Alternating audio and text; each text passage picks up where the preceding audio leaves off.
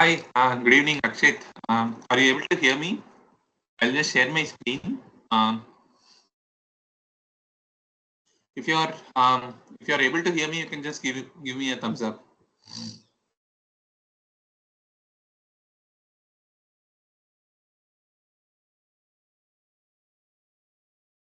Yeah, okay, thanks. We'll just start in a minute or two. So we are quite near the end of the course, so obviously the attendance has fallen. So we are just left with 3 more weeks and perhaps the extra session wherein we will conclude everything. So yeah, here we go. I'll just share my screen once and then we can start.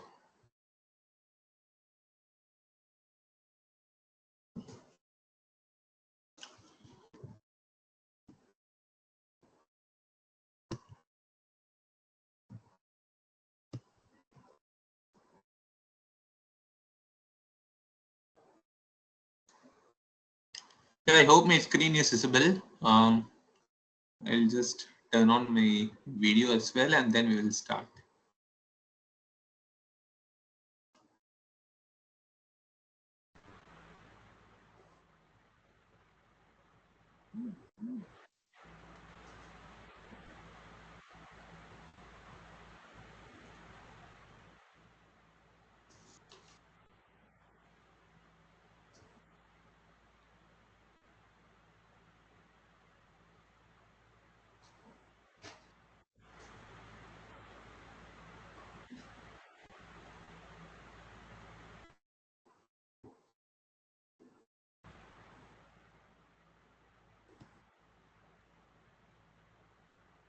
Right.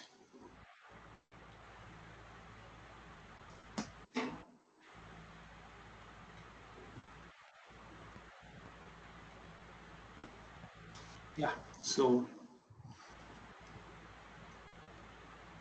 I'll just start over now. Okay, so good evening once again and welcome to the problem solving session for week 10 for the course on fundamentals of power electronics. So in this week, you went through the push-pull converter, the half-bridge converter, and the full-bridge converter. So today we'll be seeing the problem-solving session. So just a quick recap, you understood that the push-pull converter is kind of derived from the forward converter, wherein the motivation is, okay, so during the 1 minus D period, right, you don't want power flowing back into the source, right? You want to harvest that power also. So to that effect, what you added was an extra winding in the secondary side, wherein you made sure that during the 1 minus D period, the other diode gets turned on, and therefore you have kind of um, power delivery throughout to the load, and no power flows back to the source. And then you saw what was a half bridge converter, right? And then, of course, the full bridge converter, which is made up of two legs, right? Two half bridges. So in all of these three converters, you saw that there is a problem called a flux walking problem, right? That is, if there is, let's say, mismatch in the device parameters, that is, let's say the drop of S1 and S2, that is active devices, are not same, right? Then you obviously observe that there is a net non-zero average voltage across the primary winding, right? So as time goes on, or as you operate the converter for longer periods of time, what will happen is this DC value will go on getting accumulated. So obviously what you want is flux balance or inductor volt second balance, right, across the primary windings.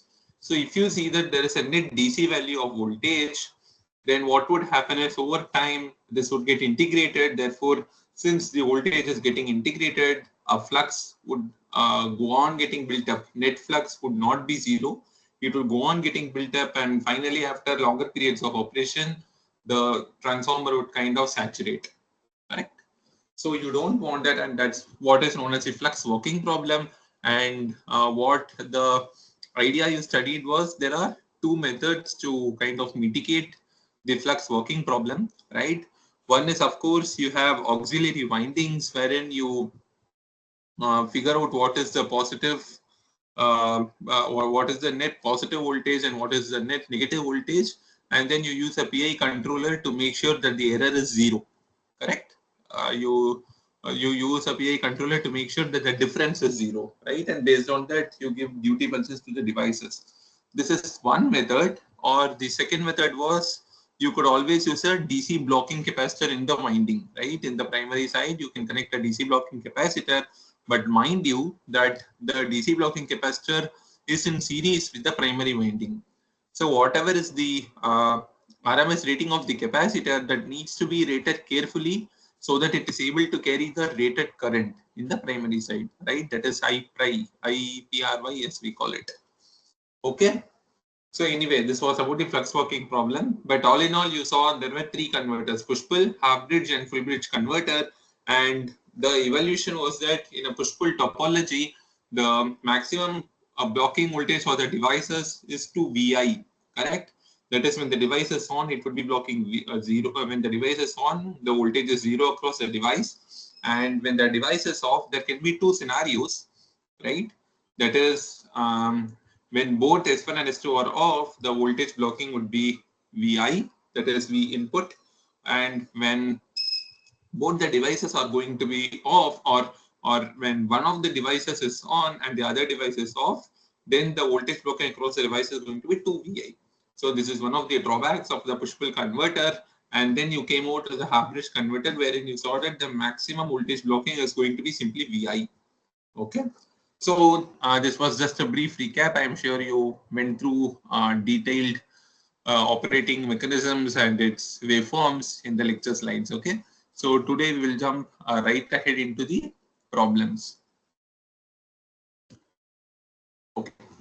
So first question goes as follows. A push-pull converter shown in figure. The figure is in the next slide. Okay. The push-pull converter shown in figure supplying a 20 ampere constant load at 12 volts. So it is given that the output current, right? The output current V naught, the output current I naught is 20 amperes, and the load voltage V naught is 12 volts. Okay. The turns ratio of the transformer NS by NP is 0.5. The on-state voltage drops of the diodes and transistors are 0.5 volts and 1 volt respectively. What is the average input current in ampere? Okay. So let's try to understand the problem.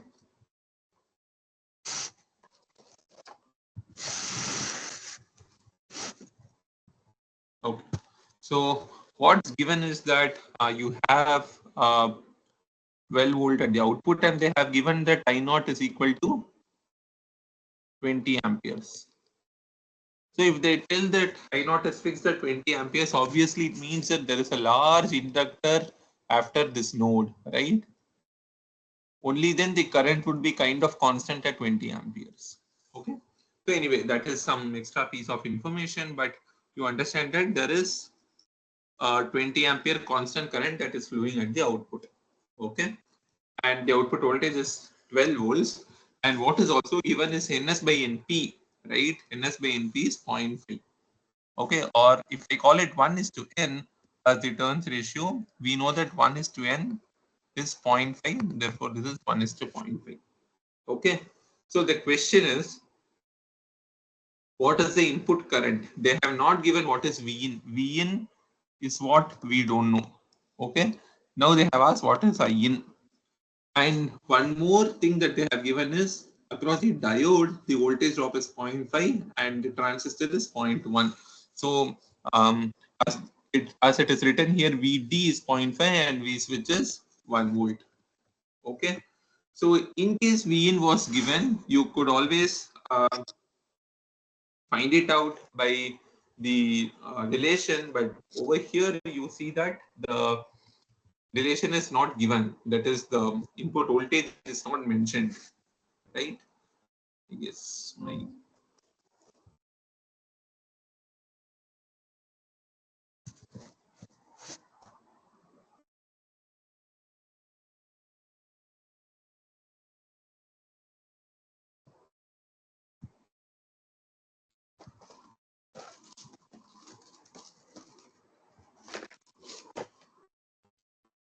Okay. So we will approach the problem as follows. Okay. That is, with the given information, we will try to find it out going from the opposite side. So what we are starting with is, okay, we will assume either Q1 or Q2 to be conducting. Okay, so I will just erase. Okay. So we will assume Q1 or Q2 to be conducting, and in that scenario, we will try to analyze what happens.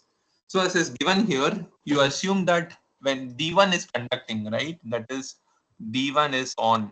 When D1 is on, you know that there is a fixed voltage drop across D1, and VD is given to be zero point 0.5 volts, right?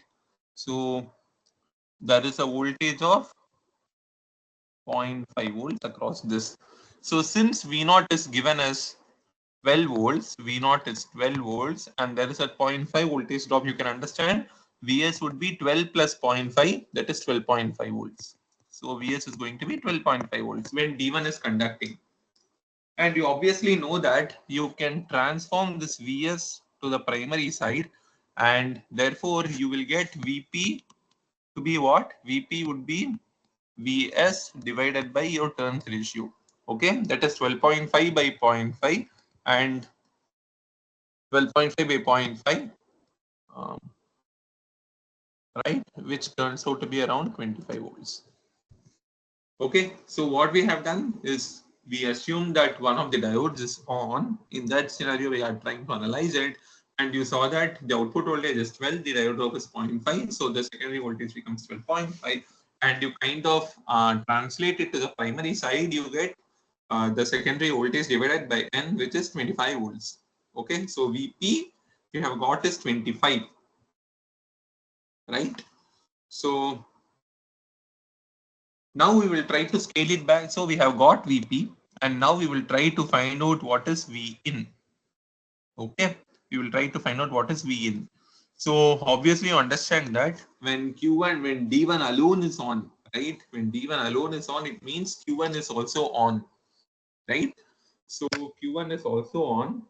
So when Q1 is on, you understand that Vp is going to appear across this also. So your Vp, right? Vp we have calculated it as 25 volts. And when Q1 is on, obviously the voltage drop across Q1 would be, voltage drop across Q1 is going to be 1 volt, which is given in the problem. Therefore, your V in is going to be how much? V in would be simply 25 plus 1, which is 26 volts. Correct? You consider the Q1 drop as well. Right? So kind of we have gone from the output to the input. We have computed what is V in, right? That is V0 is 12, right? So V0 is 12, and then you find out what is Vs, that is including the diode drop, you get 12.5. You transform it to the primary side, you divide it by the turns ratio, therefore 12.5 by 0.5 gets to 25. And obviously when D1 is on, your Q1 would be on, therefore you include the Q1 drop, so 25 plus 1 becomes 26 volts, right? So this is your V in. So now we have got V in, we just need to compute what is I in, right? Okay. So we need to compute what is I in. But point is, let's say everything was ideal, right? Let's say everything was ideal without any drops and all. So you obviously know that under 100% efficiency, at efficiency equal to 100%, you obviously tell V in I in is equal to V out I out. But over here, we don't know what is the efficiency. So if you know what is efficiency, you can scale efficiency is equal to what? V naught I naught by V in I in. Correct? So from this, you can find out what is efficiency. But anyway, right now we don't know what is the efficiency. Therefore, we cannot directly use V in I in equal to V naught I naught. So instead of that, what we will try to find out is we will try to find out our P input. Okay, so what is the input power? So kind of we backstage, right? So V0 to Vs, Vs to Vp, then Vp to V in, right? This is how we went to find out what is V in. But now what we will additionally do is we will try to find out what is the P input. Okay, so you try to guess what would be the P input. Obviously, P input would be equal to V in I in, but if you go into the circuit, from circuit perspective, you can try to understand what would be P input.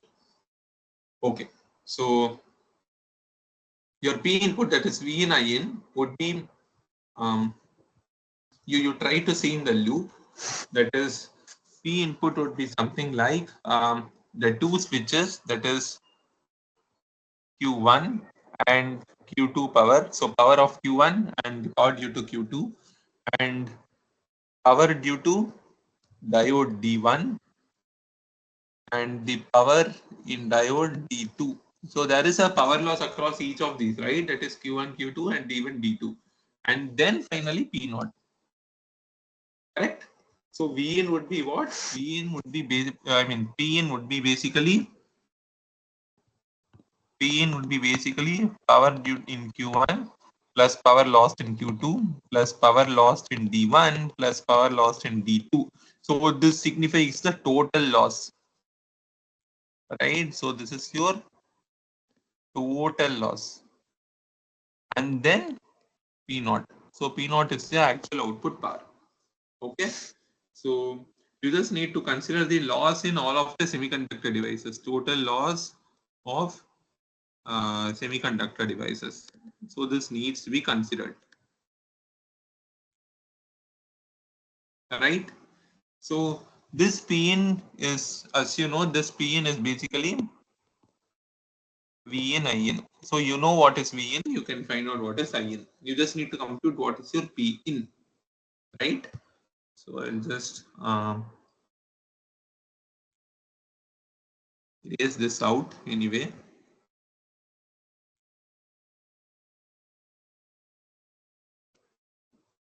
Okay. Okay. So you have V switch into I switch plus V switch into I switch, that is both Q1 and Q2 and D1 and D2 and then P naught. So it is given that in the problem, the voltage drop across the device V switch is 1 volt, right? And V diode is 0.5 volts. That is also given in the problem, right? So since V switch is 1 volt, we have written P in is equal to 2 into I switch. Okay, and similarly VD is 0.5, therefore VDID plus VDID would be simply ID plus P naught. Correct? It's just a derivation of this by substituting the given problem, the given data in the problem. Okay. Okay, so this is your P in, right? Okay, now the point is you go back to the circuit. So what is this I switch? We need to find out what is I switch and we need to find out what is ID. Correct? We need to find out what is I switch. We need to find out what is ID. Okay, so we will go back to the circuit.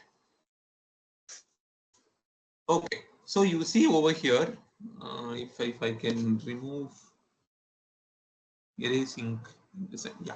So if you see over here, IN is coming over here, correct? IN is coming over here, and it gets obviously two parts. That is, one is through this, correct, and the other one is through this.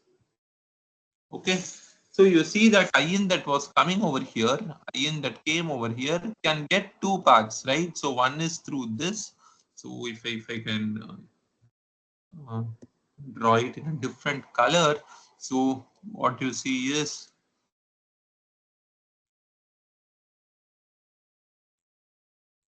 okay. So this is one, and obviously the other path is through this. Okay, so this is your other. So you see that if your Q1 and Q2 are kind of similar devices, the current IN is going to split equally into two parts. Okay, so you can write that I switch is equal to IN over 2. Okay, the current is actually splitting equally into two parts. Therefore, I switch is equal to IN over 2. Okay, that is why I switch is written as IN over 2 because there are two devices, right? So there are two devices, and you can assume that under steady state, when the devices are similar, the input current is going to get two parts, two equal parts. So I switch as IN over 2, and you obviously you need to find out what is ID. Okay, So again, we will go back to the circuit. So I switch is I over 2, and what about ID? So you see again that I naught is the total output current, correct? And what is the path for I naught? The path for I naught is something like one is through this diode, okay? One is through this diode, and the other is through the D2 diode, okay? So again, you see that there are two paths for I naught. One is through D1, the other is through D2. If you assume D1 and D2 are kind of similar devices, you can again write that ID, the diode current D1 or ID1 or ID2, both of them are simply I naught over 2. That is the output current is splitting equally into 2. So you understand that input current is splitting equally into 2 for I switch, and for diode current, the output current is splitting equally into 2. Correct. So we make use of that particular relation over here. So that is why your ID is written as I naught over 2. ID is I naught over 2. Okay. So Pn is Vn In. Basic. So that's something that's basic. Pn is Vn In, and obviously P naught would be V naught I naught. Okay.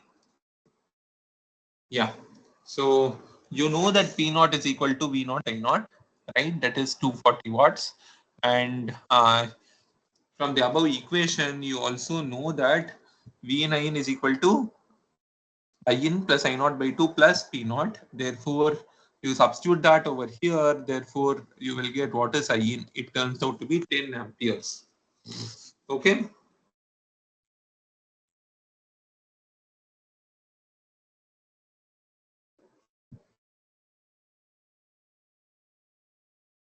Sorry.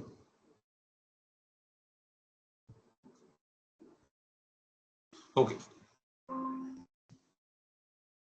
So I hope this problem is clear. Um, So basically this problem was about finding out the input current, and just to summarize, the output voltage and output current are given. So you need to find out what is the input current. The turns ratio is also given. So for that, the first step that we did was we transformed, or we tried to find out what is V in, right? So we took kind of a reverse flow approach wherein V naught is known, the diode and semiconductor device MOSFET drops are given. Therefore, your Vs is known. Vs is simply diode drop plus V naught. So you transform this to the primary side. So Vp is known. Vp is simply Vs by N. So Vp is known, then Vin is known, right? So Vin is simply the primary voltage plus the device drop. So Vin is known. Okay. So that is just one step. Vin is known.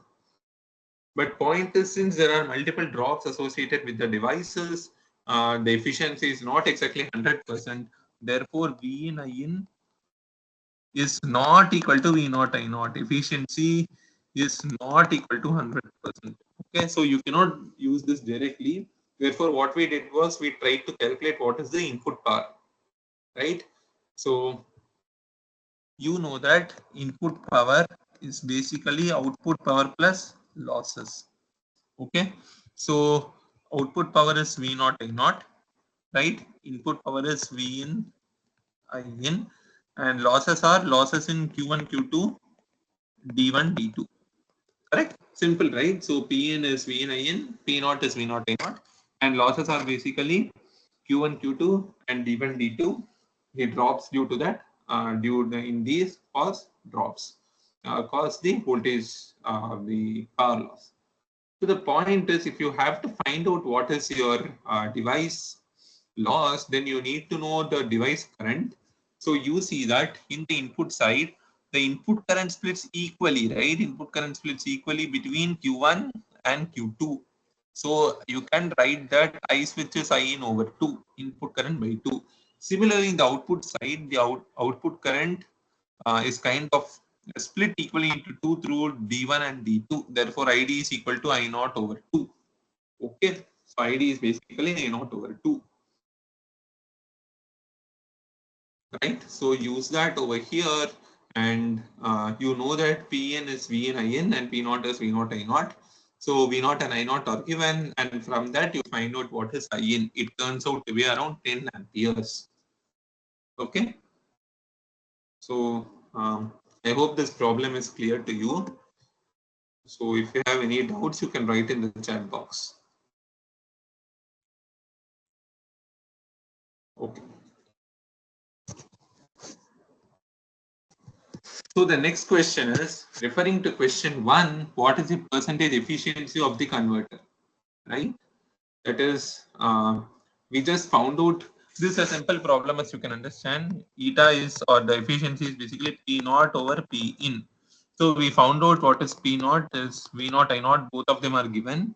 And P in we just found out now, right? That is P in is basically V in IN. We found out what is IN. So from that you compute what is output and input power. Therefore, the efficiency is basically output over input, that turns out to be around 92.3 percentage. You see that the remaining around 7.7 percentage drop or the loss is due to drop in semiconductor devices, drop in diode and the switch. Okay, around 7.7 percentage is lost. Right. Okay. Um, Okay, so the next problem is referring to the figure of question 1, what will be the PIV rating or the peak inverse rating of the diode if the input to the converter is supplied through a full bridge rectifier filter capacitor connected to 230 volt 50 hertz supply with 10% tolerance. So the question is, what is the peak inverse voltage rating of the diode? Okay, so what is the value of this? What is the peak inverse voltage rating if the converter input is coming from a DBR with a rectifier filter? So you have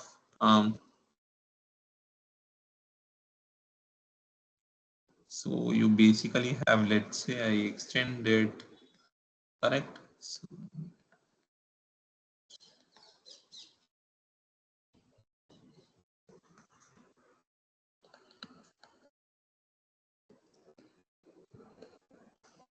So this is your DBR,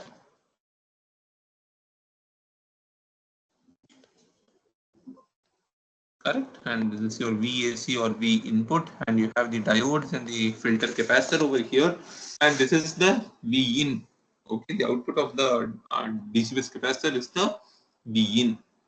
So the question is connected to 230 volt with plus or minus 10% tolerance. So this is 230 volt. If it is just a number that is 230 volt, it means obviously it's RMS value plus or minus 10% tolerance.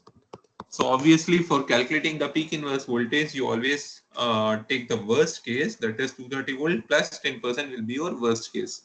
Okay. Okay. So this is your AC input voltage. Okay. So we just need to find out what is the output voltage or the peak inverse voltage of the diode. Okay. Okay, so for finding out the peak inverse voltage of the diode, you need to consider what is the peak voltage of Vs, right? So what is Vs peak? So what will be Vs peak? Vs peak will correspond to what is Vp peak, right? Vs peak will correspond to, I'm sorry, so what is Vp peak? Correct. So if you know what is Vp peak, you can find that out. And for that, you need to find out what is V in peak. Okay. Okay. Fine. So you know that obviously the 230 volts is an RMS value. Okay. So you multiply it by root 2 to get the peak value. Correct. And then you include the tolerance, that is they have told 10% tolerance, therefore this is basically 110 by 100 because it's a 10% tolerance. So you know that your Vp peak is going to be simply how much? That is 110%, 110 by 100 into 230 root 2. So that would be your VP peak. So you transform that to the secondary side.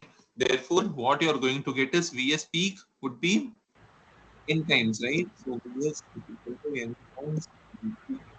So Vs peak is equal to n times VP peak. Therefore, your n is also given in the problem as 0.25.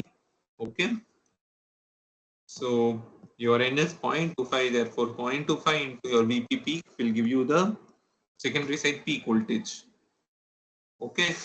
And now you know that in a push-pull converter, right, the peak inverse voltage rating, peak inverse voltage is basically 2 times your Vs peak, right? The peak inverse voltage for the devices is 2 Vi, and for the diode it is 2 times Vs peak. Therefore, it turns out to be 179 volts. Okay. Okay. So there is some problem. Okay. So let me go over this once again. I will just take another slide for better explanation. Okay.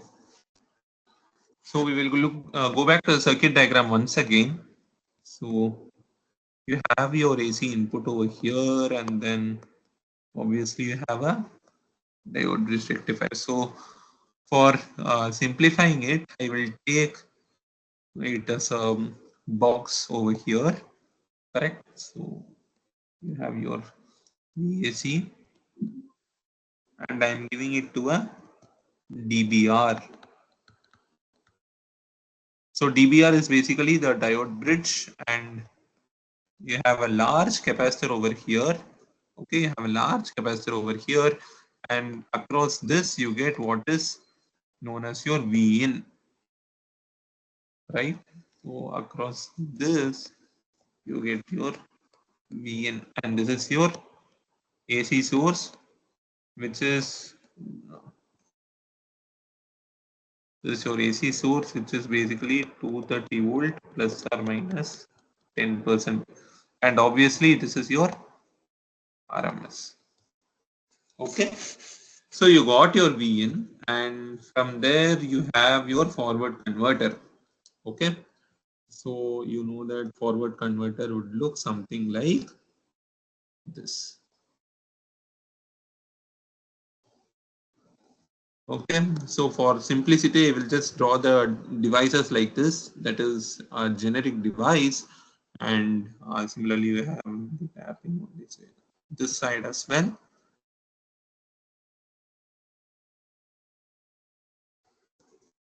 Okay, so this is your Vn, and obviously, you have a strong coupling with a coupling quotient of 1:n. Okay, and you have a diode over here and a diode over here. There is an ORing mechanism to sum up the currents of both the diodes, and then this is something similar to a buck converter. Correct.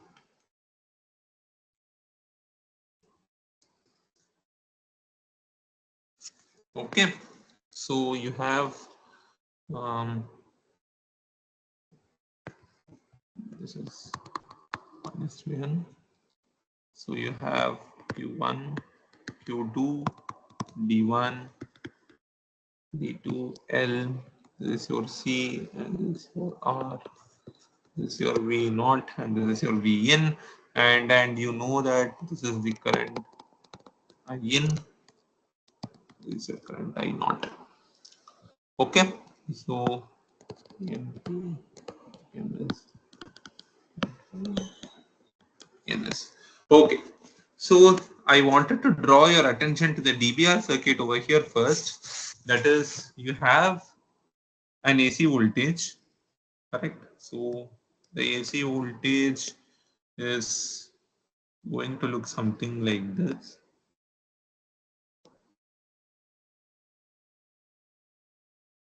right? So you have the DBR, and if you don't have any filter, right? If you don't have any filter, the output of the DBR is going to look something like this. correct? But since you have a huge capacitive filter, what you're actually going to see is something like the capacitor voltage would increase, and then if your capacitor is very large, right, it would fall over here, and then again it would increase to the peak, and then it would fall over here. So again it would increase to the peak. So this is your profile of V in, right, at the output of this capacitor. So this is your profile of V in. So what is your profile of V in? Your V in is going to be something like,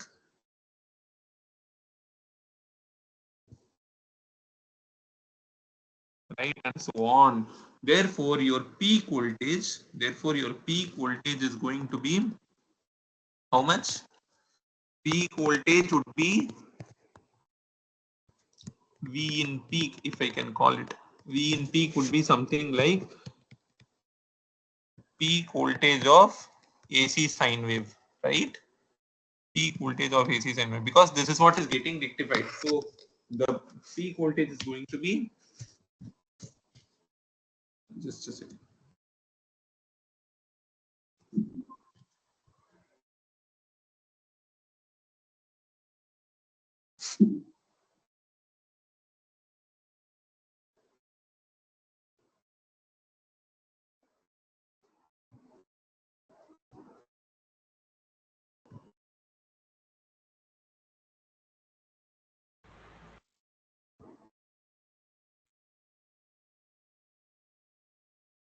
Yeah. So the peak voltage of your input voltage is going to be the peak of your AC input voltage.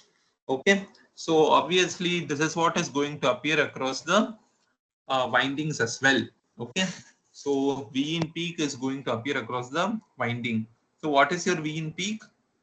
Let me take another slide. So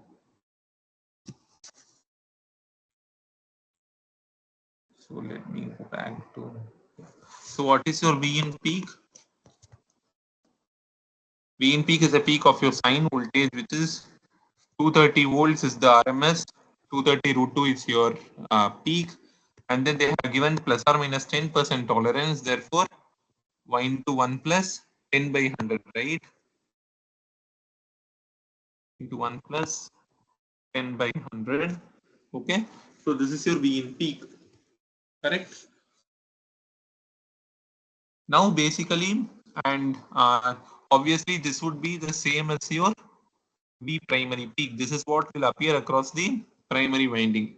You transform that to the secondary winding. So Vs peak is going to be simply N times V primary peak. So N is 0.25, which is given in the problem. So 0.25 into V primary peak. Okay, so this is your V secondary peak. And what is the peak inverse voltage of the diode? That is the maximum voltage the diode has to drop or block. It has to be 2 times Vs peak, right? So 2 into 0.25 is 0.5. So 0.5 into Vs peak. I'm sorry, 0.5 into V primary peak.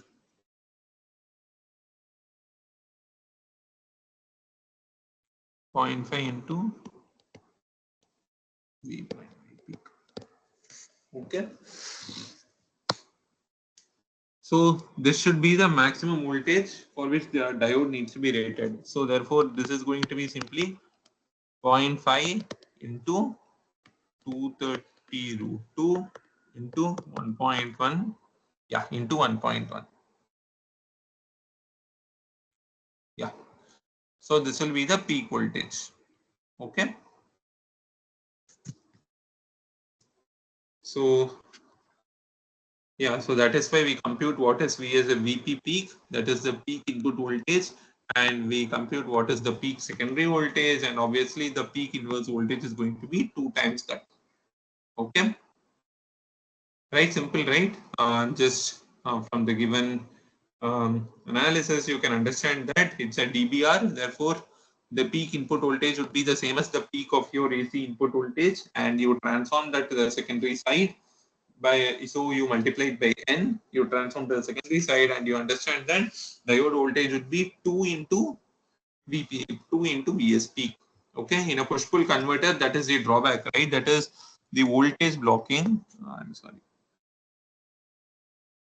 Okay, so anyway, voltage blocking for the devices for Q1 and Q2 it would be 2 V in for Q1 Q2, and for D1 D2 it would be 2 into Vs peak. Okay, so that's the drawback of push pull converter, which you don't get in half bridge converter. Okay, so we will move on to the next question. Which of the following statements is or false regarding the flux walking phenomenon? Okay, so flux walking phenomenon, you understood that it was due to imbalance in the drop across the devices. You assume that if the devices are equal or if the devices are very similar, then there is not going to be any drop at all, right? I mean, and if there is, let's say, drop also, you want both the drops to get equalized so that the net voltage is zero. But in case the net voltage is non-zero, then what would happen is flux would go on getting accumulated and finally the transformer would saturate. And this is a problem that is generic to either the push pull or the you have the half bridge or the full bridge. Okay. So anyway, so which of the following is false? It cannot be observed in full bridge converter. This is obviously false. It can be observed in full bridge converter. Okay. So A is false. It can cause saturation of the converter transformer. True. It would cause. Okay. So just a second. Yeah, so it cannot be observed in full bridge converter is false, and it can cause saturation of the conversion of the converter transformer. True. Flux walking occurs because of volt second unbalance across the winding. True. Yes, flux balance imbalance occurs. Flux walking occurs because of volt second unbalance. Right. Flux walking problem can be solved by connecting a series inductance with the primary winding. False. You need to connect a series capacitance or a DC blocking capacitor, right? Capacitance obviously blocks DC in steady state, therefore you need to connect a capacitor. But unfortunately, you need to rate the capacitor for the primary current. Okay, correcting the duty cycle in each PWM cycle can resolve the flux walking problem. Yes, you can resolve the problem by correcting the duty cycle, and that's why we had this closed loop feedback and all. So that's also true. So the false statements are A and D, right? B, C, E are true. Okay. Okay, so we'll move on to the next question. A TL494 PWM IC is driving a push-pull converter which is supplying 40 volts output from a 30 volt source, right? For the converter to be operated at 100 kilohertz, choose the correct pair of RT and CT values. Okay, so it is given that there is a PWM IC, right? TL494 is a Texas Instruments PWM IC, okay? And it is driving a push-pull converter which is supplying 40 volt output from 30 volt source. So your V0 is given and Vin is given, right? And the converter is being operated at 100 kilohertz. Fs is given.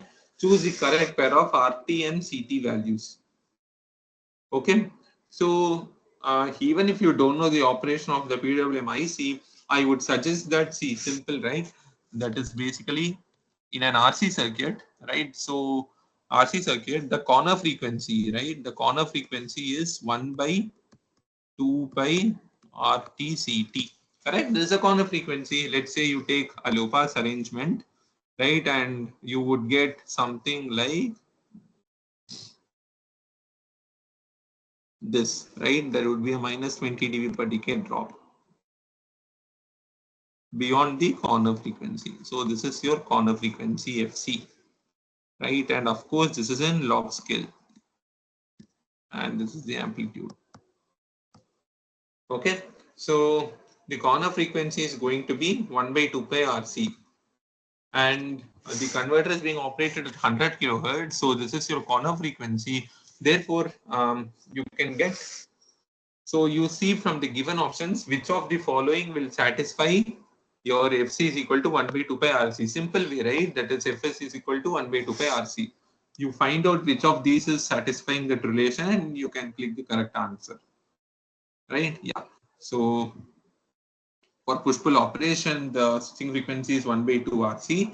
So you see that RT and CT, these are the combinations. Okay. Okay. So just for information, now I will stop sharing my screen for a moment. I will open the data sheet of TL494 IC. We will just see about that briefly and then we will continue. Okay. So I'll just be back in around 2-3 minutes. I will open the data sheet and then we will start off from there. Okay.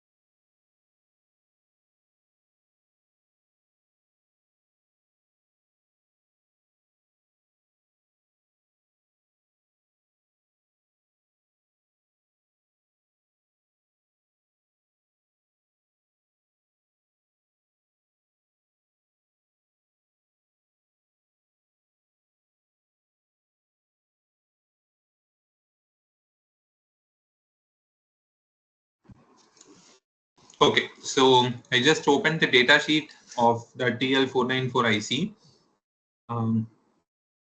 So for this particular question, you of course need to know the mm, um, you of course need to access the data sheet. So from that only we'll get. Okay. So it is given that the it is a TL494 IC. Okay. So we will go to TL494 IC's data sheet, and yeah, I hope my screen is visible over here. So this is in the data sheet. Okay. So basically, I'll just note down the page number. Okay, page 10. Fine. So as you can see over here, TL494 is a PWM generator circuit. Okay. So you can control the time on time of the PWM pulse, and basically you can generate the PWM pulses for the devices. Okay. It's a complete analog circuitry, right? And you can have a look at the data sheet, but of course, due to time constraint, I'm not explaining in detail. But if you see the pin diagram, right, there are two pins, CT and RT, and that is the combination that's asked in the question. That is in pin 5 and pin 6. That is, we need to choose an appropriate value for CT and RT, and that defines the frequency. Okay. And to get the information on frequency, you need to go a little bit into the data sheet. Okay. So here they have given all the electrical characteristics and dead time control and the maximum and minimum values. Okay, maximum value, minimum values, and the typical values. So you can see the timing resistor maximum can be this much, that is 0.47 nanos to around 10,000 nanofarad, right? That is or 10 microfarad. Okay. So the similarly RT can be anywhere between 1.8 kilo ohm to 500 kilo ohm. You need to ensure this. So anyway, we will go to the frequency characteristics. You can see over here, right, as you vary the RT value and CT values, the frequencies are going to vary. Okay. Go down a little. This is the circuit. That is how you basically test it. And you studied about the PWM generation as well in one of the lecture slides, and that's how this is how it happens. But our interest is in page, yeah. So you can see for push-pull applications, that is the question. For push-pull applications, the frequency, the oscillator frequency is given as 1 by 2 RC. Okay. So your frequency is the PWM frequency at which you want, that is 100 kilohertz is the frequency that's given in the problem. And RT and CT need to be chosen with this relation. Okay. So we will go back, and that's why for push-pull application, the switching frequency is 1 by 2 RC. And this is something that's from the data sheet itself, from the data sheet of TL494 IC. Okay. So from this, you see from the given options which of values of RT and CT satisfies for F is equal to 100 kilohertz. Mind you that you should only select the values which are in the given range. That is, they have given right the maximum and minimum values for RT and CT. So you need to choose values within that range. Okay. So I hope this problem is clear. If this is fine, then we will move on to the next question. Okay. So again, just on the data sheet, you just substitute and see. Okay. Okay. So we will move on to the next question. A full bridge DC-DC converter is fed from a DC link voltage of VDC equal to 48 volt. So the input voltage is 48 volts, as shown in the figure. The ratio of transformer windings NS is 20 is 6, right? And the converter operates at a switching frequency of 50 kilohertz with a duty ratio of 0.5. So Fs is 50 and 50K duty ratio is 0.5. The peak inverse voltage of the secondary side diodes is what? So you first identify what is this topology. You can see that there are two half bridges in the primary side. So this is basically a full bridge topology as is given in the problem as well. So full bridge, and there is a secondary tap in the, there is a center tap in the secondary side. Full bridge with a center tap. So converter operates with a switching frequency of 50 kHz and duty ratio of 0.5. What is the peak inverse voltage? So what is the blocking voltage for these diodes? That is the question, right? So obviously the blocking voltage would be when one diode is on and the other diode is off. So what is the voltage? So let's say D1 is on, right? D1 is on, therefore this point is connected directly over here. So you understand that there is a voltage of VDC over here and it gets transformed over here as from the dot side it would be N times VDC. So this would be N times VDC, right? So what would be the voltage across D2? The voltage across D2 would be basically let me go on to another. Yeah. Say so let's say when one device is on, when one diode is on, the voltage is basically here NVDC and again here NVDC. Therefore, the voltage across D2, right? Voltage across D2 would be NVDC minus of minus NVDC, that is between cathode to the anode. The voltage would be here, the voltage is NVDC and here the voltage is minus NVDC. Therefore, the total voltage would be 2N VDC, right? The total voltage would be 2N VDC. So that is why the peak inverse voltage is 2N into VDC, that is around 576 volts, right? NS by NP is 6 and VDC is 48. Therefore, the peak inverse voltage is 576 volts, 2N VDC, right? So always you analyze keeping one diode on, the other diode is off. So what is the voltage across the diode which is off? So assume either D1 is on and D2 off. Therefore, what is the voltage across D2? Always do it like this. And for devices also we can do that the complementary devices are on.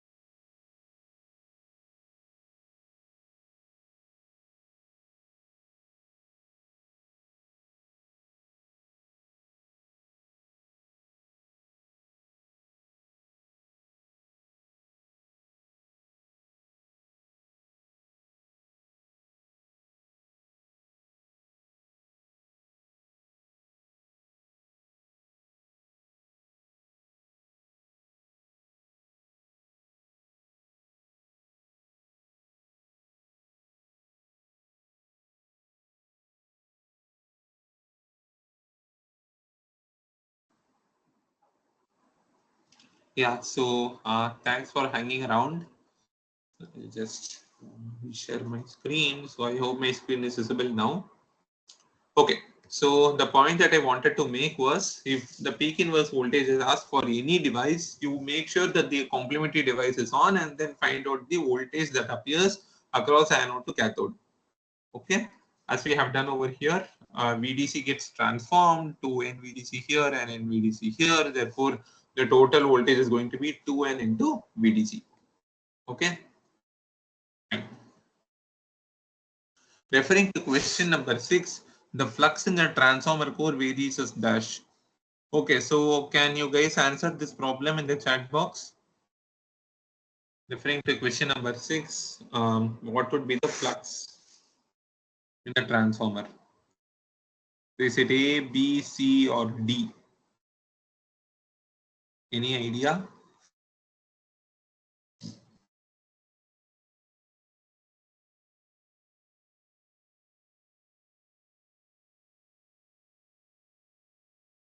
So first things first, always you understand that under steady state, right? Under steady state, under equilibrium or steady state,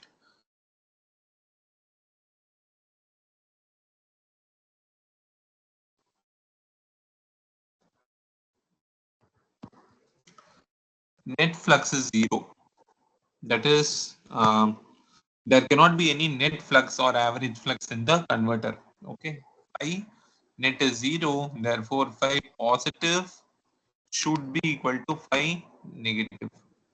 Okay, therefore you understand that net flux is zero, or else if the net flux is not zero, else the transformer would saturate. Correct? The flux would go on getting built up and eventually the transformer would saturate.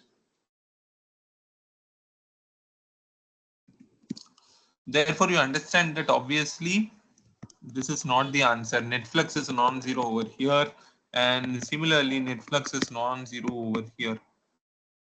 So, what would be the flux in the transformer core? Will it be A or D? Anyone? Net flux is zero, therefore B and C are not the options. So, what would be the answer? Is it A or is it D?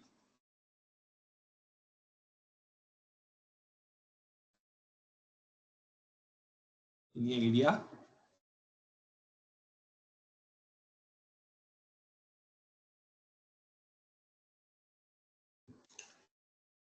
Okay. So you might have studied in this in the lecture slides as well. I think Professor Oman taught it in the lecture slides also. So obviously, let me take some converter for explaining this concept better, or let's say.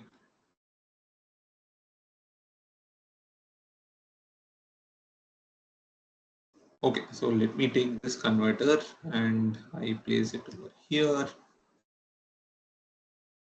Okay, so this is the converter, and when S1, S2 are on, right?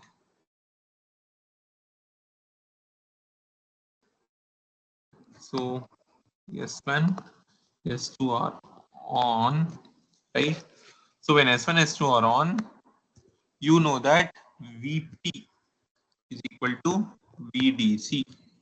And you also know that Vp, or that is the transformer primary voltage, that is equal to N into d phi by dt.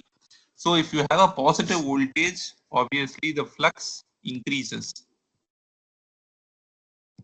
Flux increases from minus phi m to plus phi m.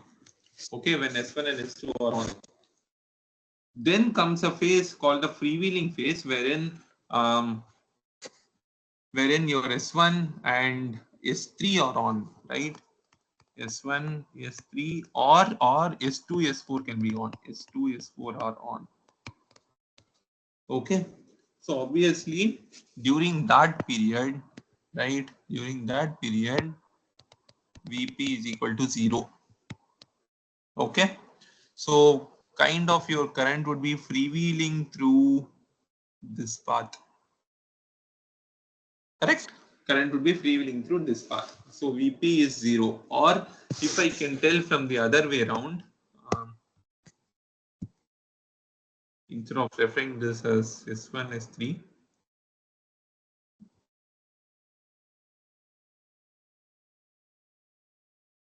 the inductor current has built up in the initial period. Then the inductor current would freewheel through both D1 and D2. Correct? So the inductor current would freewheel through D1 and D2. So D1, D2 both are on. D1, D2 are on. So what happens? D1, D2 are on. Therefore, you see that in one on the top side, the current is entering the non-dot terminal, and in the bottom side, the current is entering the dotted terminal.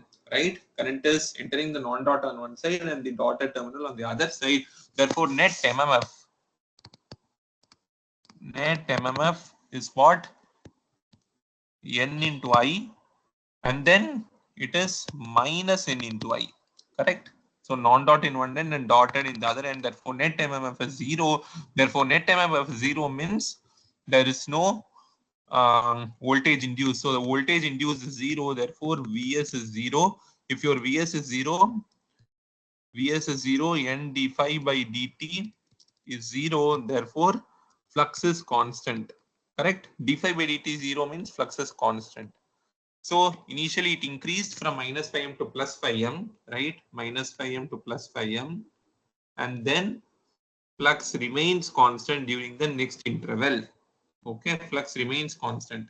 Then what will you do? You will turn on. Sorry, so I think there is a problem over here. So this is S4, complementary opposite devices. So S1, S4 was on, then D1, D2 get turned on. And next, what would you do? You will turn on S2, S3, S2, S3 are on. So when S2, S3 are on, obviously you can understand that. Excuse me, sir. Sorry? Sir, the diodes are on by N5 and N secondary windings. Just sorry? Diodes are on means? So diodes are on by the secondary winding. Diodes are on by the secondary? Winding. Diode. I didn't understand the question. What is the question? Diodes are on by the secondary winding means?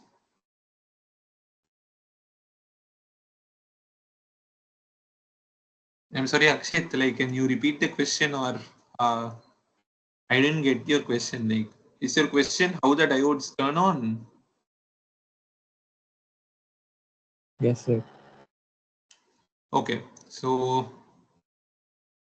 you just a second before I answer your question, I will just do one clarification. So when S1 and S2, S1 and let's say S1 and S4 are on.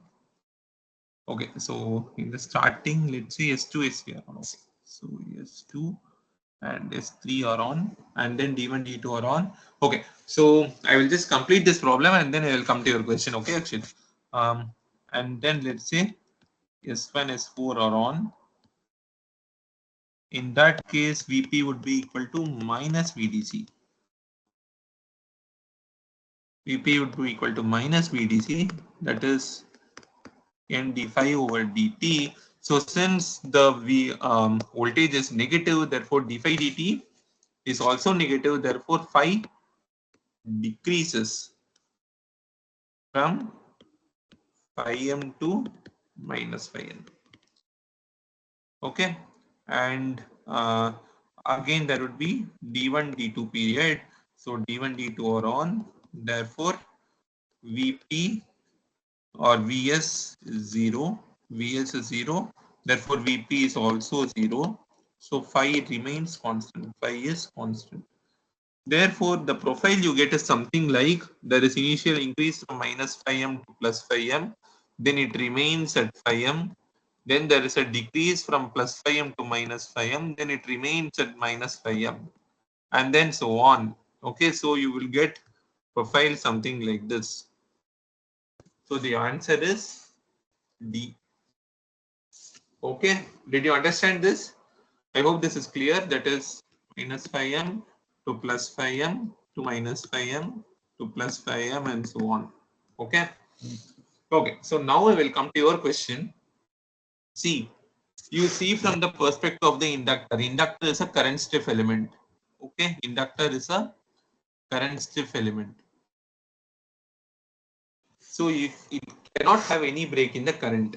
Okay. In the starting, that is when let's say S2, S3 are on.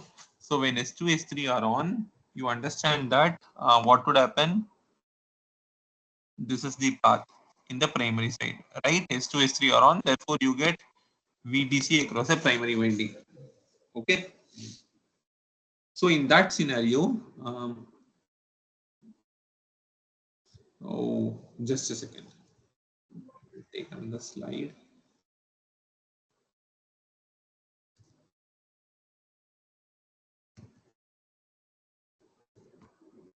So when S2, S3 are on, you understand that the circuit is something like this. Therefore, in the secondary side, you will expect this diode to get forward bias. Okay, and it would complete its path through this, it would come back, and then it would complete through this. Okay, So this is your VDC. Therefore, this would be N into VDC. Okay, obviously D2 is reverse biased, right? Now the point is, let's say you turn off S3. Okay, so this point is broken or the path is broken. Therefore, what would happen is but you know that there is an inductor current that was flowing here previously. It cannot go to zero abruptly. It has to have a path through freewheel. So what is the only path through freewheel? The inductor current would come like this. It would come like this. It has come over here. Now it will see two paths. Obviously, diodes are uncontrolled elements. It would see two paths, and obviously, diodes can conduct current from anode to cathode, right? Not the other way around. So it will see two parts. That is, one is through this, and the other one is through this. Okay. So the inductor current kind of forces the diodes to get forward biased, right? Inductor current would force the diodes to get forward biased. Okay. So yeah, this is the logic. Inductor current will force the diode to get forward biased.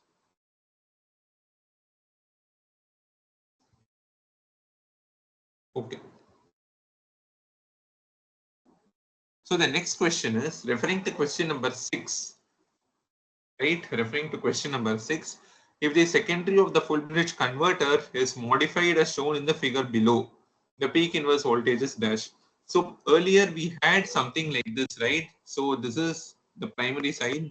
So the primary side is full bridge, and in the secondary side you have a center tap. So center tap, secondary. Over here, what you have here, it is a full bridge again. I will call it FB, full bridge. And in this side, you have a diode full bridge, right? It's a diode bridge. Diode full bridge rectifier I have studied, obviously. So this is a diode bridge secondary. Okay, so this is a diode bridge secondary. The question is, what is the peak inverse voltage of the diode? So what will be the voltage across this? Correct. So earlier we saw that voltage across the diode D2 or D1 is basically what? So this would be basically 2 times NVDC. This is what we saw, 2 times NVDC.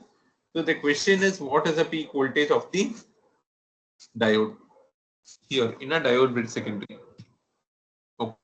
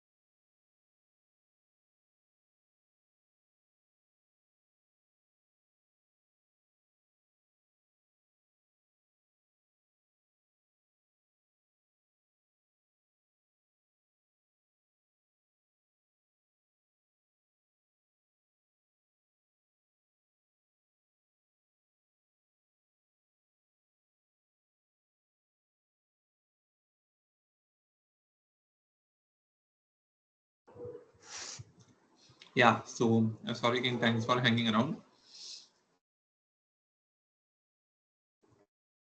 Okay, so the question is, if the secondary is modified like this, that's you have a diode bridge secondary, what is the peak inverse voltage?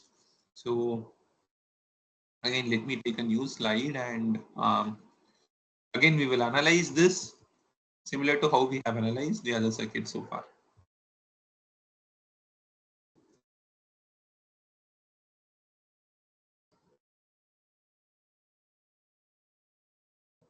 Okay.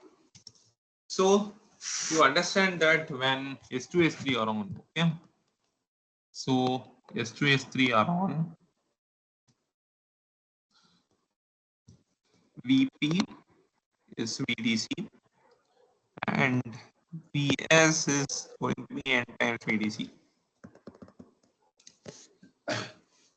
So you have N times VDC over here, which is a positive voltage. So which diodes will be on? So let me call it D1, D2, D3, D. Okay, so D2 and then D4. Yeah. So which diode will be on? So you have N times VDC over here. Okay. So you can understand that D1,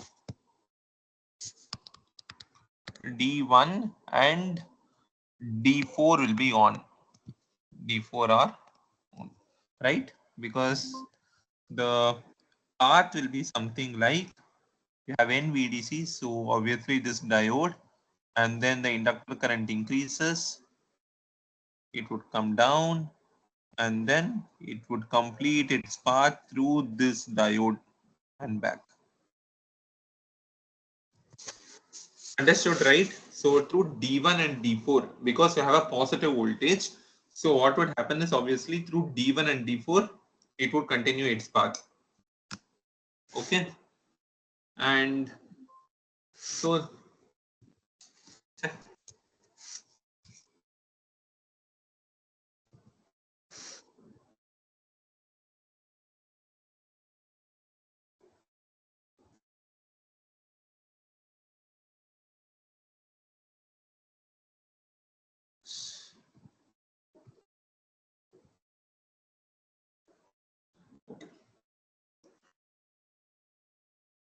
it would complete its path through D1 and D4. So in this scenario, okay. So this is the first cycle of operation. And what is the second cycle? So in this period, the inductor current increases. IL increases, correct? Because the inductor charges up. So and then what would happen? Obviously, there would be a freewheeling interval. Okay. So during freewheeling, what would happen? Um, okay, so let me take another picture.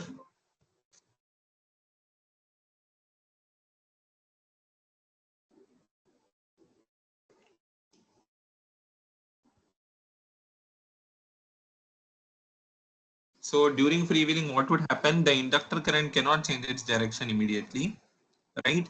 So you start from the inductor, you come over here, and then obviously it has to freewheel, right? It has to freewheel. So it can flow through these two diodes, or it can flow through these two diodes.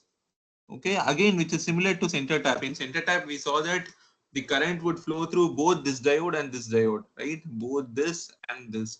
Similarly, over here, it has two parts. One is through these two diodes, and the other is through these two diodes. Okay, so this is how it would complete its path. So in the second interval, that is the freewheeling interval as we call it, that is all diodes are on.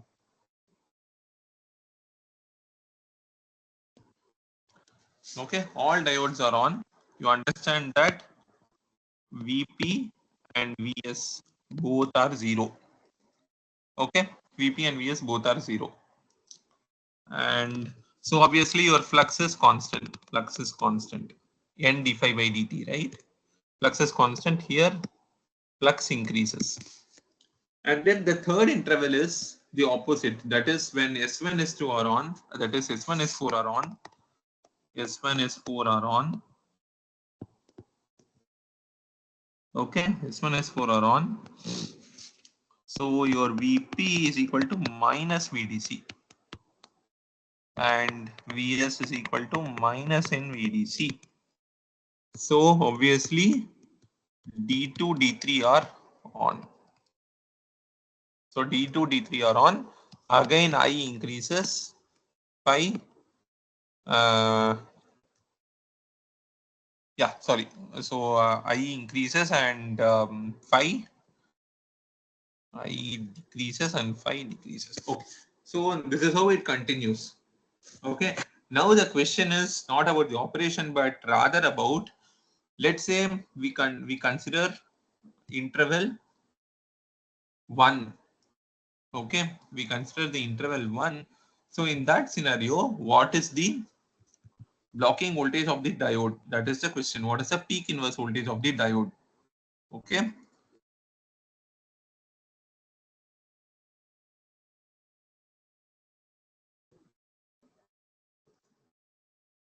So what is the peak inverse voltage across the diode? Correct. So let's say D1, D4 are on. Therefore, D1, D4 are on like this. So what is the voltage across this? So this is the ground.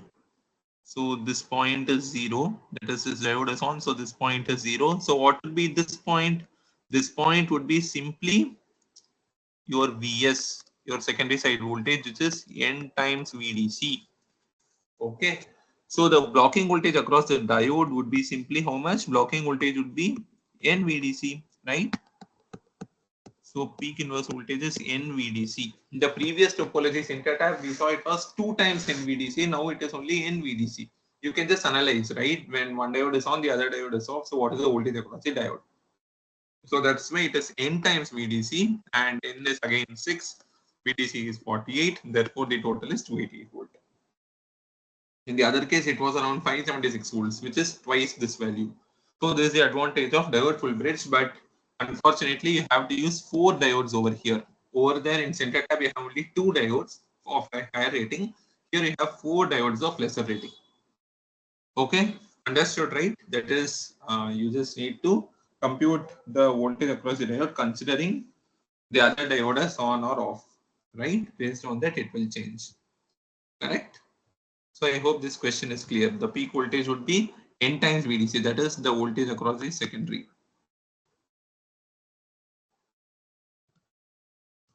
Okay. So this is the voltage across the secondary. We'll move on to the next question. Okay, so in this point, if you have any doubts.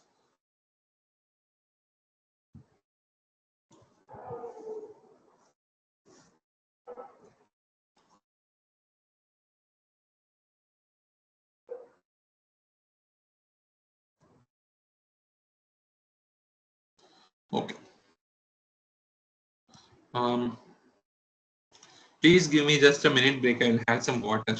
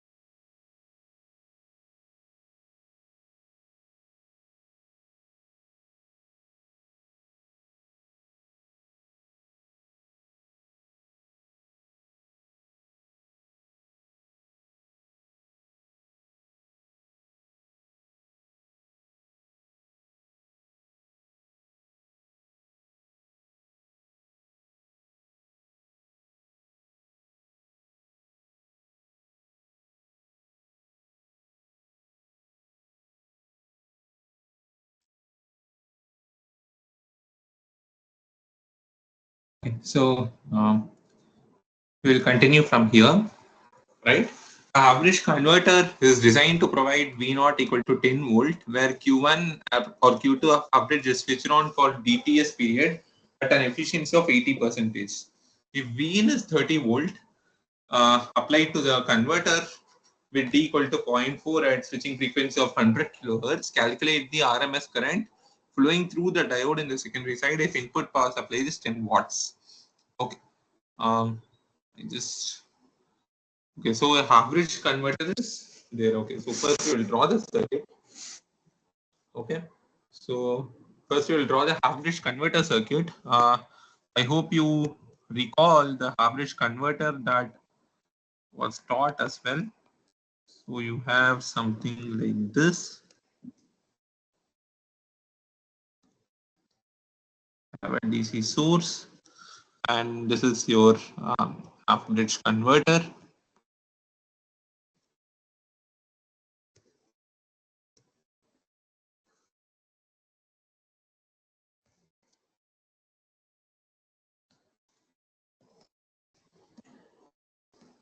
So you have two DC link capacitors, something like this, and then you have something like this. Okay, so you take the tapping from here, you take the tapping from here, and then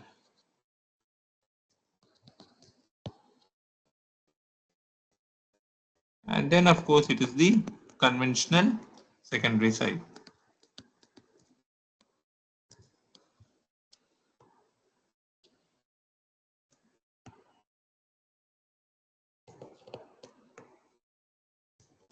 Okay, so this is the average converter. So first things first, it is given that V naught is 10 volt and the efficiency is 80%, V in is 30 volt. Okay, and the input power is 10 watt. So input power is 10 watt. So output power would be efficiency into input, that is 80% efficiency, 0.8 into 10, that is 8 watts, right? That would be our output. And since the output voltage is given, the output voltage is given as 10 volt, right? So output voltage is 10 volt and the output power is 8 watt. So 8 watt by 10 volt would be zero point 0.8 amperes. So that is your I naught. The question is, what is the RMS current flowing through the diode D1, right? So your efficiency is 80%. Your input is 10 watt. Therefore, your output is basically 8 watt, correct? From the efficiency. And you know that the output power is basically V naught into I naught. V naught is given as 10 volt, right?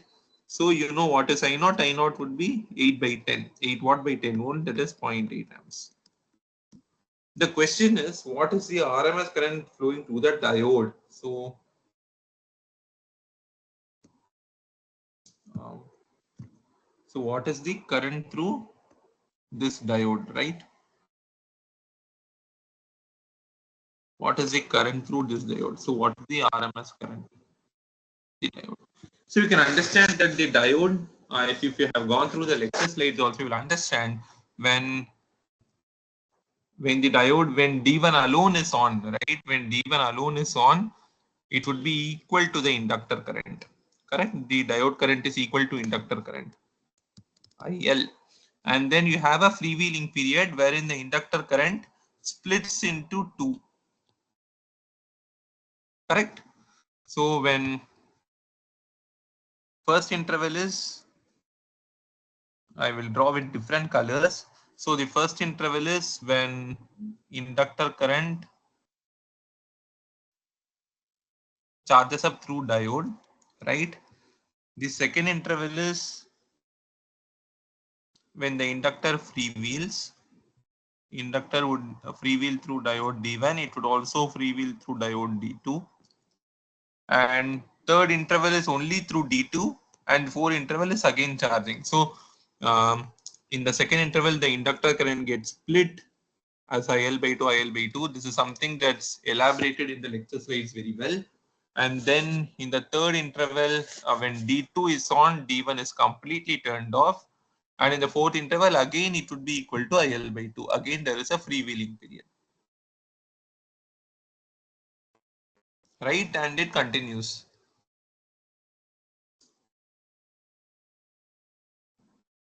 Okay. So this is your TS, right? This is TS by 2. This is DTS. Okay. Or DTS by 2. And this would be DTS by 2 plus TS by 2. So 1 plus DTS by 2. Okay, so this is the profile of the diode current. Okay. Now what I will do is I will kind of average it out. So I can write the average current in this region is something like this. The average current in this region is something like this. The average current in the third interval is 0. Then the average current in this interval is something like this. Okay, and so on. So this average current is basically capital IL, or in this case IL is equal to I naught. So IL is equal to I naught. This average current is I naught over 2, and then 0, and then I naught over 2. So you see that you have ended up with a diode current waveform. So I will redraw the diode current for our own convenience. So you see that the diode current was something like this, and then 0,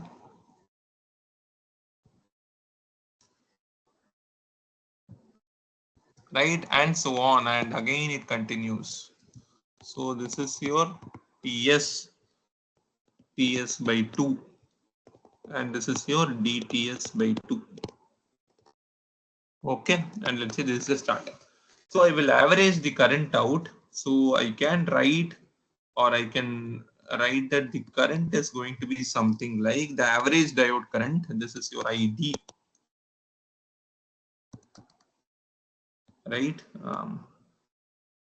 Let me mark this as ID. So the average diode current would be something like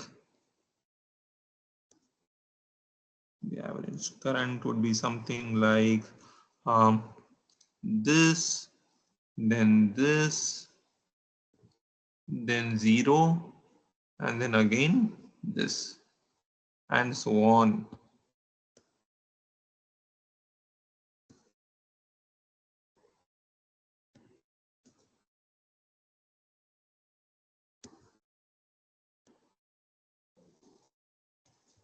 So it would be I naught, and then I naught over 2, and then 0, and then again I naught over 2, and again I naught. So this is your TS. This is TS over 2. I naught over 2. Okay. So this is your ID current. Fine. You just need to find out the RMS of this waveform.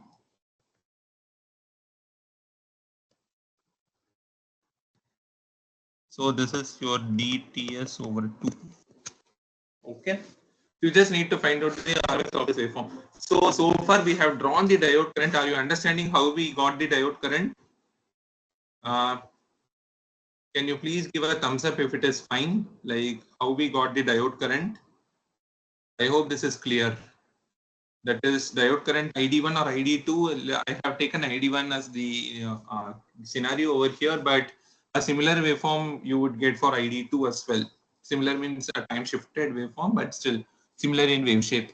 So are you able to understand how we are getting this particular ID current?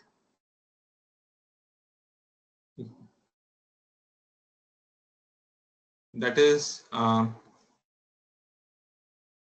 you can understand that this is basically IL. This is freewheeling period IL by 2, 0, IL by 2. So yeah, this is freewheeling period, and the diode is off, and again this is freewheeling period, and this is the inductor charging period, L charges. So the idea is, now we will come back to the problem at hand. We need to compute the RMS of this. So we need to find out what is the RMS. So you understand that RMS is simply a root mean square, and it can be computed something as follows. Okay, you divide the entire waveform into segments. Okay, so this is your segment number 1, and is your segment number 2, and segment number 3, and segment number 4. You find out in each case what should be the RMS. Okay, 1, 2, 3, and 4. You have divided it into segments. So you will know that you will RMS is basically, you can generically write it as something like dk into uk, where dk is the time period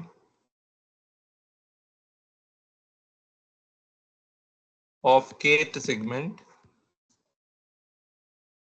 and uk is something like the RMS square of that segment. So you need not worry too much about the definition. We will come back to the answer itself. So RMS is basically root over. So the first interval is from 0 to dts by 2. So dts by 2 into I naught. I naught is the RMS, so I naught square. Okay, I naught square plus dt. Again, there is the period over here would be ts by 2 minus dts by 2. So 1 minus d by 2 into ts, correct, into I naught by 2 square plus 0 plus, again there is 1 minus d ts by 2 into I naught by 2 the whole square. Okay, so this is what is written over here. Okay, I naught square into yeah, so they have written it in a different form, but the answer is this. Okay, so I will just take up a new slide to write this one. I'll just copy this.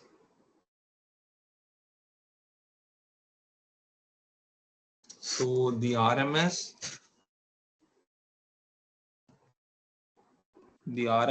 is basically square root of, I will write square root of in the later part. So RMS is basically dts by 2, first segment dts by 2 into I naught square plus 1 minus dts by 2 into I naught by 2 the whole square. That is second segment. Then third segment is 0, and fourth segment is again 1 minus dts by 2 into I naught by 2 the whole square. So basically this is just the time. Okay, time period of each of these, time and then RMS square. So this is a DC quantity. We have averaged it out. Therefore, I naught square, and this is I naught by 2 the whole square. Okay. So you know what is I naught. You know what is I naught, and you know what is D. D is also given in the problem. So D is 0.4 given in the problem. Okay. And you know what is I naught. I naught is 0.8 amperes. So from that you can find out. Okay. It turns out that it is around 0.4732 amperes. Understood? That is, you just need to know the diode current waveform. Okay, diode current waveform is something like this. Then you kind of average it out. You average it out as shown over here. Okay. So for the average waveform, you find out the total RMS. Okay. You can even find out accurately using these coordinates and all, but that is out of the scope of syllabus.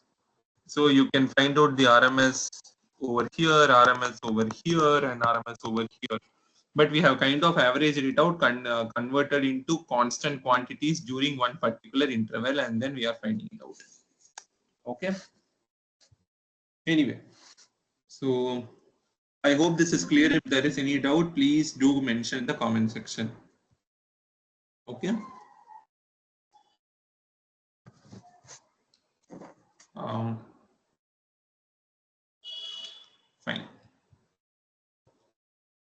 You just substitute for I naught. I naught is 0.8 and D is 0.4 given in the problem. Okay. So referring to question number 9, calculate the turns ratio required to cater to the desired specifications. So again, you understand that this is a half-bridge converter, right? So for a half-bridge converter, you know that V naught is equal to what? V naught is equal to N D V in. Okay, where N is the transformer turns ratio with respect to the center tap. Okay, so if N is known, or NS by NP, I will call it.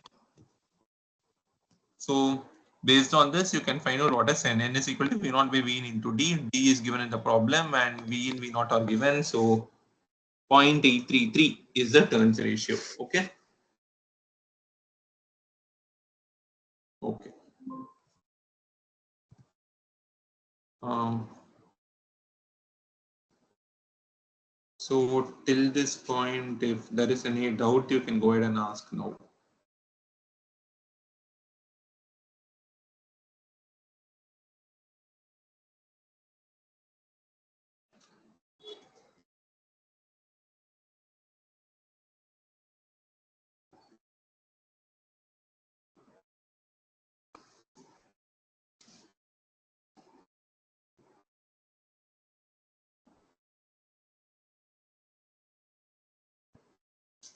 Okay, so we will continue now from question number 11. Yeah. So we just have 4 problems left, and all of those are quite simple direct problems. So we can see that in around 5-10 minutes, and we will close for the day. Okay, so the power electronic switches in a push-pull converter are switched at 50 kilohertz with a duty cycle of 0.25. It is applying load with constant current. The turns ratio of the center tap transformer is 5. The DC input voltage of the converter is provided from a 12-volt battery. What is the unit of output voltage? So in a push-pull converter, if you have studied the lectures, you would know that V0 is basically N into VDC into D into 2D, right? Yeah. So 2D into N into VDC. So your VDC or Vin is provided as 12 volt. Okay. Turns ratio is given as 5 and duty is given as 0.25. Just substitute it, you will get the answer. Okay. 5 into 12 into 2 into 0.25. Okay. So yeah, it turns out to be 15 volt. Okay, simple problem, right? Just this is the output voltage equation for push-pull converter. From that, you substitute and find out. All other data like what is the switching frequency is unnecessary for the question, right? Just the output voltage is asked. Just use the output input relation for a push-pull converter, and you can find out what is the output voltage. Okay, fine. If there is no question over here, we will move on to the next question, which is again similar. The half-bridge converter is shown below. Okay, the output voltage of the circuit is 7.2. So output is 7.2. What is the duty ratio? Input is 48 volts, and it is also given that 1 is to 2 and 2 is 1 is to 1. Okay, so N1 by 2 N2 is 1 by 1. Okay, or is equal to 1. Therefore, so what is the secondary turns ratio N2 by N1? N2 by N1 is obviously 1 by 2. This is the turns ratio 0.5. So what is D? Again, you can use the output input relation, right? So you know that this is a half bridge converter, right? So this is VDC by 2 and this is VDC by 2. So the output input relation is basically V naught is equal to N into D into VDC by 2. Okay. This is the output input relation for a half bridge converter. Therefore, you know what is N? N is 0.5. We just computed it. That is N1 is to 2 into given over here. N1 is to 2, N2 is 1 is to 1. Therefore, N2 by N1 is 0.5. So N is 0.5. And you know what is VDC? VDC is 48 volt. And the output voltage is given as 7.2 volts. So from that, you can find out what is D. Right? Simple, right? Again, V naught is N into D into VDC by 2. Therefore, D is simply found out as 0.6. Again, using the output input relation for a half bridge converter. So previously we saw, so far we have seen push pull converter, half bridge converter, full bridge converter with center tap secondary, and full bridge converter with diode bridge secondary. Okay. So we have seen these four so far, and you already know how to find out the peak inverse voltage in all of these cases. So what is the average current flowing through the magnetizing inductor of the transformer? So let's say there is a magnetizing inductor. It would be something like this. In this given circuit under steady state, the circuit parameters include a magnetizing inductance of 24 millihenry, output current is 0.5 amperes, and switching frequency is 50 kilohertz. So you know that ideally we represent a transformer something like this, but obviously the transformer is basically having some winding resistance. Then there would be the core loss component, the magnetic inductance is over here, and you have the primary, and in the secondary as well you have the similar thing. Okay, so the question is not about all of these. The question is about what is the current that flows through this circuit? What is the current through magnetizing winding? So under steady state, right, this is a straightforward problem. Under steady state, you obviously know that the current through magnetizing winding is going to be 0, right? Average value of magnetizing current is 0 as the waveform. You always know that there is a flux balance, right? Volt second balance is there. Volt second balance is maintained. So net flux is 0, right? Therefore, the net magnetizing current, net Im net will always be 0, right? Because you know that uh, N into d phi by dt is equal to Lm magnetizing inductance into dim by dt. Okay. So when you tell that the net flux is 0, or in the average sense, N into phi is equal to L into I. So phi is 0. If your phi is 0, then I is equal to 0, right? So let me rewrite it in a proper way. N d phi by dt is equal to Lm into dim by dt. Lm is a magnetizing inductance. So under steady state, you can write N phi is equal to Lm into Im, right?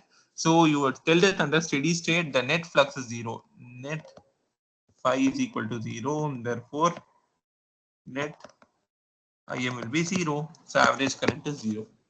Okay, fine.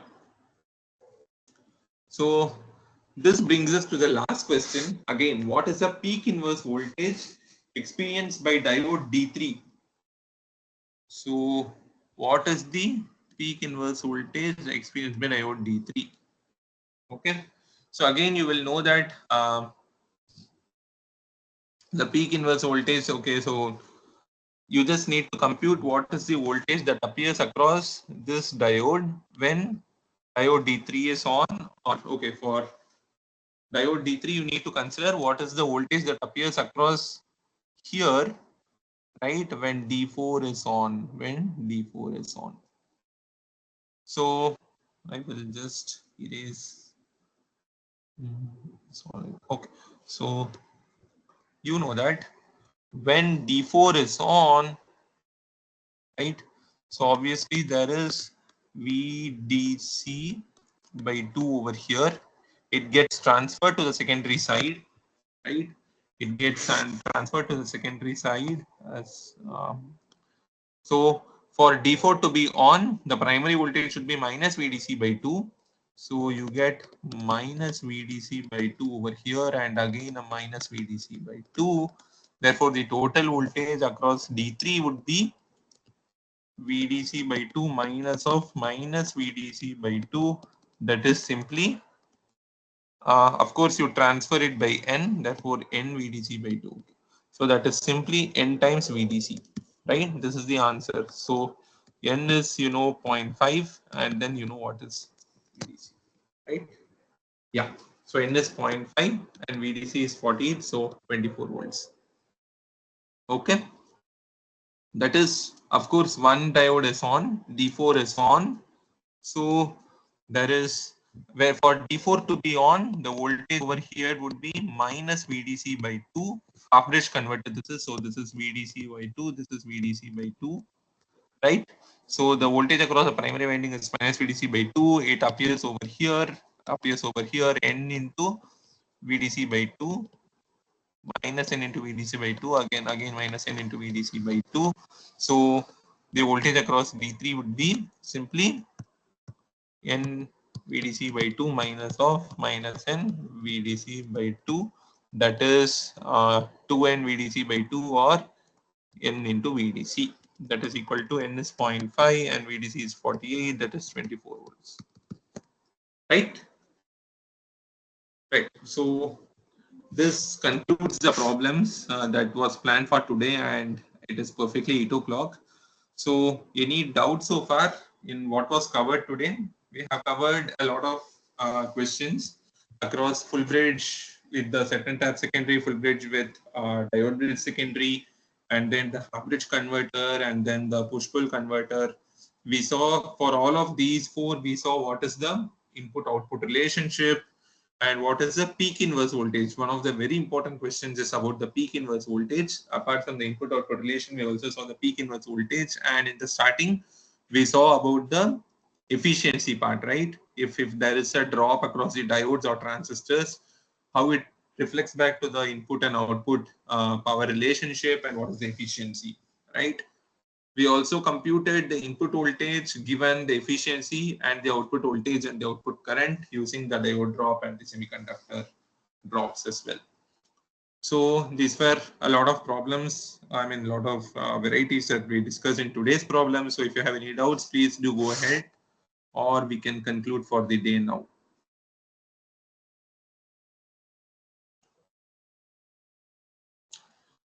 Okay, so if there are no more doubts, we can conclude for the day. I will stop sharing. Thanks everyone for attending, and yeah, have a great week ahead. Bye. Good night.